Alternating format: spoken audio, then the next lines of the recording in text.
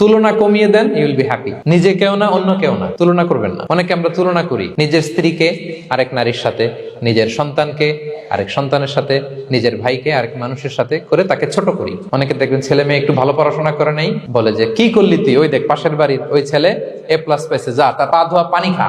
Common কথা, এটার একটা ভালো ব্র্যান্ডিং করা যেতে পারে, মানে A+ পাওয়া ছেলেদের পা ধোয়া পানি এরকম মিনারেল ওয়াটারের বোতলের মতো বিক্রি করলে ভালো ব্যবসা হবে, কি বলেন? এটা হচ্ছে আমাদের মুরব্বীরা, টিপিক্যাল মা বাবারা এটা বলেন, ভুল করেন, ওনারা বুঝেন না। কখনো কম্পেয়ার করবেন না, এটা করে আপনার ছেলের মনোবল আপনি আগেই ভেঙে দিচ্ছেন। আপনি দায়ী আপনার ছেলে কিছু না পারার কারণে। আপনি সাহস দেন নিজে, পাশে থাকেন নিজে। A+ যারা পাইছে ওর পা ধোয়া পানি খেতে বলছেন যে, এজন্য ওকে, ওই ছেলেকে আল্লাহ A+ পাওয়ার জন্য বানাইছে, আল্লাহ ওকে ওই মেধা দিচ্ছে, কিন্তু আপনার ছেলেরা আবার আল্লাহ তাআলা অন্যদিকে মেধা বাড়ায় দিচ্ছে।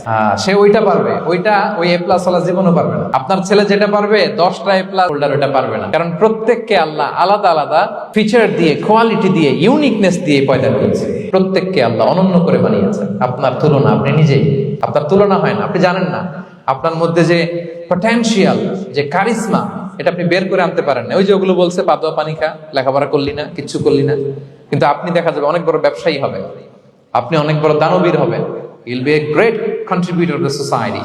এরকম আছে না? এজন্য কম্পেয়ার করবেন না কারোর সাথে।